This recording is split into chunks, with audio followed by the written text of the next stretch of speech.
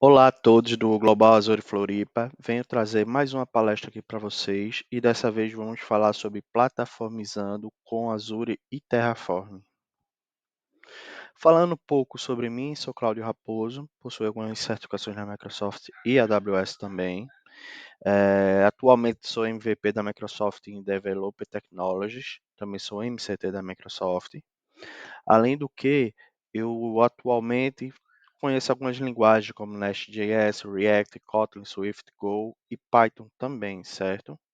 E o que é que viemos discutir hoje aqui nessa palestra?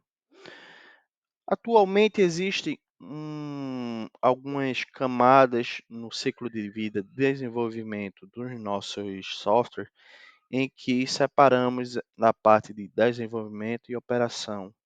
E o que seriam essas camadas em si? A camada de desenvolvimento ela está preocupada com a linguagem de programação que a gente trabalha, com os design partners que nós utilizamos, os frameworks que vamos utilizar e também as camadas de testes e codificações da nossa aplicação. Por outro lado, a parte de operação se preocupa com o ambiente onde vai estar essa aplicação, como que a parte da máquina virtual, se a gente for utilizar o Kubernetes, eh, métricas de observabilidade e monitoramento, eh, questões como a parte de CI, CD da parte operacional, e o conjunto disso vem se tornando a questão do DevOps, que na verdade no Brasil existe o profissional do DevOps, mas o DevOps ele é na verdade um entusiasta. Na verdade, todos aqui deveriam pensar com a mentalidade de DevOps, tanto a parte de desenvolvimento preocupado como a sua aplicação vai agir na parte de operações, como a parte de operações deve adaptar-se ao tipo de desenvolvimento que nós estamos utilizando. Atualmente existe um profissional que trabalha nessa parte de DevOps que é bastante conhecido, que é o SRE, que ele se preocupa exatamente da operacionalidade dessas duas áreas e como elas se integram. Porém, eu vejo também que existe uma lacuna nessa área que é exatamente a parte de plataformização, ou seja, definições de padrões na hora de criar os nossos softwares. Falando um pouco dessas áreas que a gente está trabalhando no dia a dia, no ciclo de vida do nosso software, tem a camada de infraestrutura, que atualmente a gente pensa o quê? Como é que nossa aplicação vai estar entrando no ar? Por isso, o Terraform, CloudFormation, Polomy, também tem o ARM do Azure, eles são ferramentas que vão ser melhor para o nosso ambiente. Alguns serão, claro que por contrato, que a gente vai ter, vamos estar utilizando no dia a dia, mas também, falando no mundo em que clouds são diferentes e umas são melhores em uma coisa e outras são melhores em outras, ter a ciência de qual cloud é melhor para qual tipo de recurso também faz parte dessa parte, do conhecimento de infraestrutura. E também como vamos orquestrar os nossos serviços. Se você observar aqui, muitos serviços ele utilizam, por exemplo, o Istio para fazer essa orquestração em cima do Kubernetes. A gente pode utilizar um AKS, um SCS, que já, vamos dizer assim, é um tipo de gerenciamento de containers que está mais abstraído para vocês. E também um ACS, que seria o comparativo lá do Azure, que é o Azure Container Service.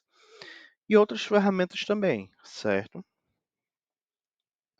Do lado do software, o que é que a gente vai se preocupar? Em que linguagem a gente vai utilizar para os nossos softwares? Se a gente vai utilizar alguns frameworks, que nem foi falado aqui, se nós vamos precisar utilizar um TDD, se o design do nosso software ele vai ser o quê? Vai ser dirigido pelo domínio, ou seja, a gente vai trabalhar com os domínios.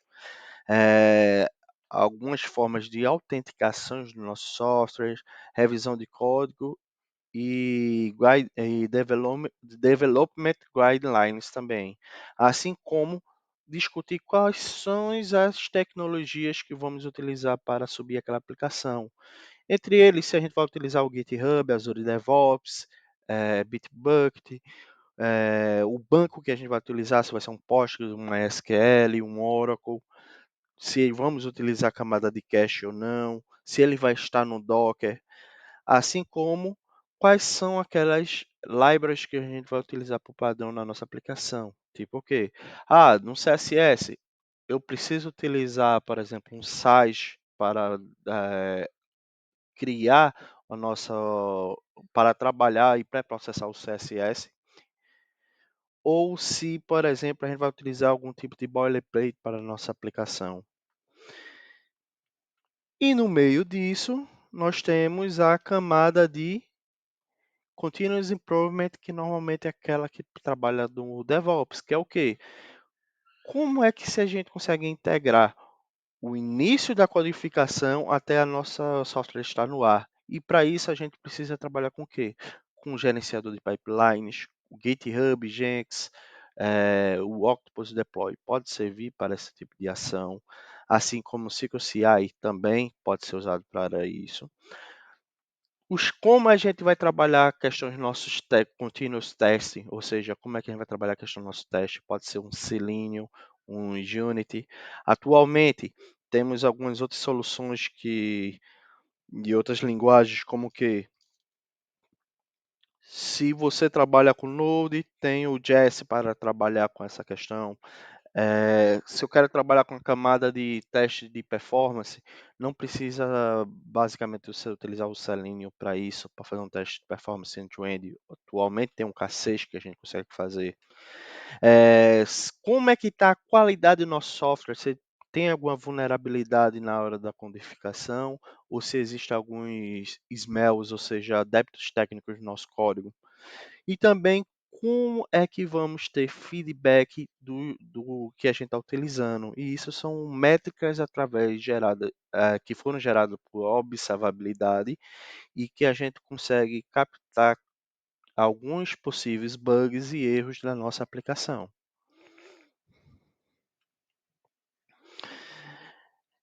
Mas, quando a gente se fala de plataformização, imagine essa imagem aqui que eu estou mostrando para vocês. Nós temos o Product Owner que está preocupado com design computacional, sobre a liderança, planejamento. O arquiteto de software que ele vai se preocupar com o quê? Com a linguagem de framework que vai ser utilizado, se vão seguir as melhores práticas de desenvolvimento e as tecnologias que vão ter implementadas. O engenheiro de automação que vai estar preocupado com o quê? Com a parte de chat ops, a parte de integrações entre as layers e APIs, o Project Manager, que ele vai estar preocupado com as métricas ágeis, desenvolvimento de projetos e de features, e o DevOps Advocate, que ele vai estar preocupado com essa questão de gerenciamento de cloud providers, de orquestração de serviços, de CI e CD também. O que é que o Plataforma Engineer ele trabalha? Ele trabalha com a unificação dessas áreas em uma base, que a gente pode chamar essa base de foundation. Alguns chamam de Squad de Foundation, eles que vão determinar os padrões que vamos utilizar em todas as nossas aplicações, em que ele vai ter um Project Manager dedicado, um engenheiro de automação dedicado, um arquiteto de software, um Product Owner e um DevOps também dedicado a esse pensamento de base. E elas vai servir como o quê? Como eh, a base em que outros times de software, seja de dados, seja de um time de marketing, de ciência de dados e do produto em si, vai se basear neles para se desenvolver novos softwares, certo? Com isso, a gente já conseguiu determinar como é que funciona um time de engenharia de plataforma. Mas seguindo nossa palestra, a gente conseguiu falar sobre uma das palavras que é a parte de plataformização, mas o que seria o Azure? O Azure seria um cloud provider que normalmente a gente utiliza para estacionar diversos recursos na nuvem. Só que o Azure ele também possui algumas boas práticas que vale a pena a gente trazer para as nossas aplicações, porque são especialistas de diversas áreas que se juntaram, focado em Azure e disseram: assim é a melhor forma de tu utilizar a sua nuvem, certo? E com isso se gerou o Azure Well Architect, que é uma base já de padronizações da própria Azure para você seguir os melhores passos. E neles vai se basear em alguns princípios, como que eh, a questão de Azure Advisor, que vai te dizer qual é a melhor prática, a parte de documentação, que ele tem uma parte riquíssima de documentação para vocês, como é que a gente consegue suportar alguns parceiros de serviço lá na nuvem, algumas referências de arquiteturas e princípios de design da sua aplicação. E nisso ele vai focar em 5 fatores que são o quê? A questão de optimização de custo, reabilidade, excelência de operacional, eficiência de performance e segurança. Mas quando a gente trabalha com isso na nossa empresa, a gente começa a entrar num trilema. O que seria um trilema? Seria coisas que você vai ter que mexer no seu dia a dia e que elas vão estar interagindo no seu processo de plataformização. Entre eles, qual é o comportamento do teu negócio? Quais são os padrões do teu negócio? Ele vai estar em confronto ou não ao Azure ou ao Architect? E também decisões dos nossos dia a dias que geram débitos técnicos, tanto da parte de infra e na parte de desenvolvimento. Isso ele vai estar entrelaçando com os padrões do teu negócio e com a Azure Architect. E a nossa função como nessa parte de plataformização é chegar a um senso comum, seguindo, claro, com base o Azure Architect. Mas o Azure Architect ele vai resolver tudo do seu negócio? Não. Então a gente tem que ter essa dosagem também. Com isso, vem o Terraform, que é uma parte que a gente fala aqui de IAC, que ele pode ser utilizado para o quê? Fazer todo o gerenciamento e criação do teu recurso no Azure. A gente pode utilizar ele, por exemplo, para gerar configurações no seu Entra ID, onde ele vai poder gerar uma service principal.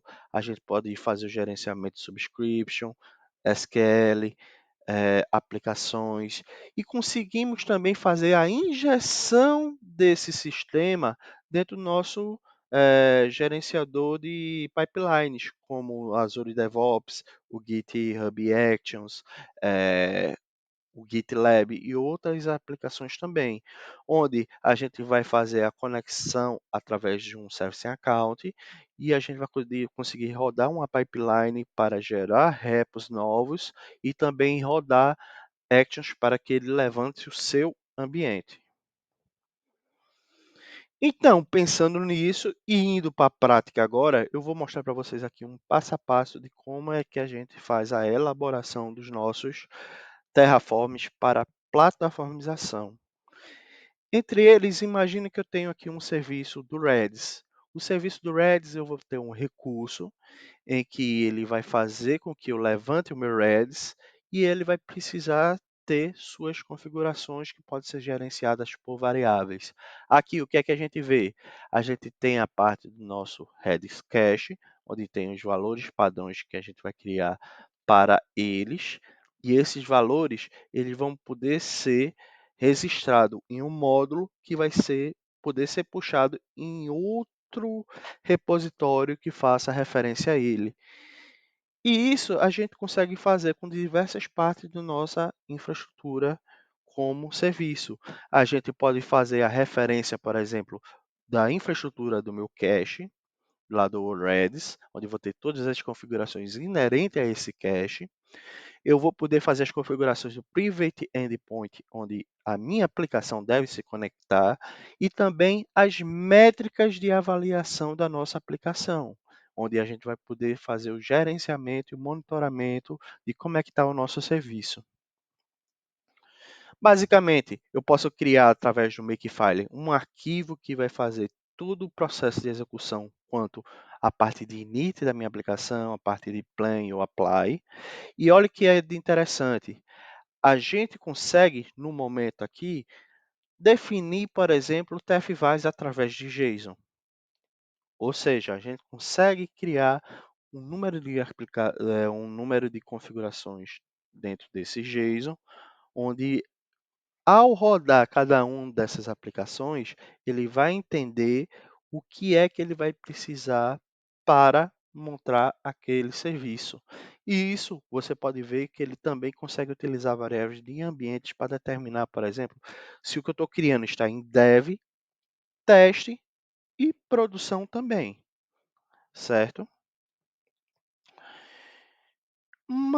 E com isso, eu consigo, dentro de um JSON, inserir todas as configurações necessárias para eu levantar a minha máquina, desde Private Endpoint, a parte do monitor e também a parte do meu Redis, que é o que vocês estão vendo aqui, onde eu consigo determinar sobre os scripts que eu vou utilizar, as tags de gerenciamento, o local onde ele vai subir o nosso recurso, os parâmetros de criação desse recurso, assim como é que a gente vai fazer a conexão com esse recurso, como é que a gente vai se identificar, se ele vai ser definido pelo sistema ou a gente mesmo vai oferecer esse gerenciamento de identidade.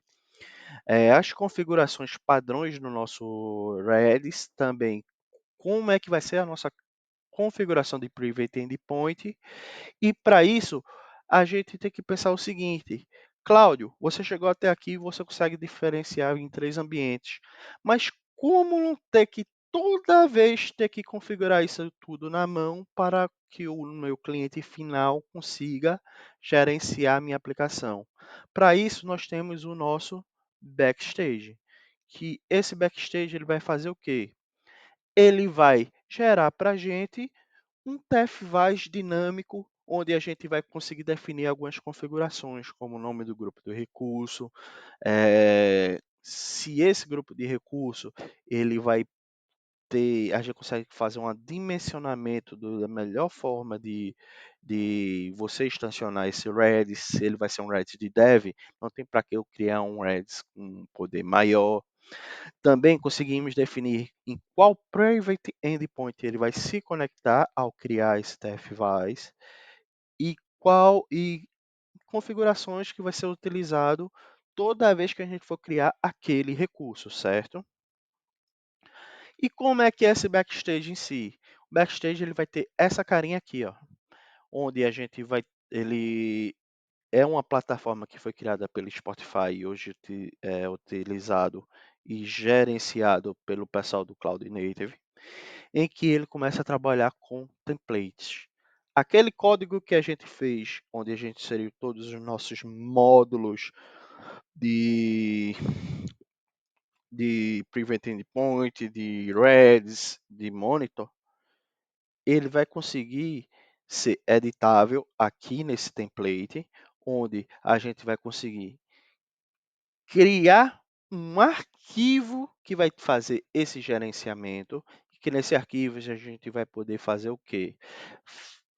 Você pode ver aqui que ele é tanto comum para o GitHub, quanto para o GitLab, quanto o Bitbucket, ou seja, não vai mudar praticamente nada no que você vai construir aqui. E quando o nosso Backstage lê, o que é que ele vai fazer? Ele vai separar em 3 partes na nossa aplicação. A primeira vai ser a parte de formulários, onde a gente vai poder construir aqueles campos que vão ser editáveis no nosso TF-VAS. E com essas informações que a gente vai editar, a gente vai conseguir rodar um grupo de actions. E o que seria essa action? São funções que vai fazer, por exemplo, integração com o nosso Azure DevOps, nosso GitHub. A gente tem uma API, por exemplo, de gerenciamento de tags lá e de governança, a gente vai conseguir integrar nossa aplicação através de uma requisição REST. E com essas informações aqui, ele vai processar toda aquele formulário que a gente criou e vamos fazer com que nossos TF-VAs eles se tornem modificáveis para cada situação. Eu criei esse grupo de recurso aqui, ele vai fazer o clone do nosso repositório que vai estar no Azure DevOps, no GitHub, onde é que esteja. E quando a gente utiliza aquelas variáveis lá, o nosso backstage ele vai substituir por algo que seja fixo, que nem vocês estão vendo aqui. E com isso, o que é que a gente consegue fazer? A gente consegue fazer com que a nossa aplicação ela comece a ganhar escala e todas consigam seguir o mínimo de padronização possível e requeridas para os nossos ambientes. Com isso aqui, a gente já consegue levantar, por exemplo, esse nosso Redis, ele consegue subir com Azure com as configurações padrões e squad de marketing que vai trabalhar com os produtos de marketing e squad de operação que vai trabalhar com todos os produtos de operação vão conseguir fazer com que os nossos ambientes estejam no mínimo comum, melhorando também a manutenção desses softwares, certo? Com isso que eu criei aqui, basicamente, e mostrei para vocês, é o processo para a gente fazer a plataformização do nosso ambiente.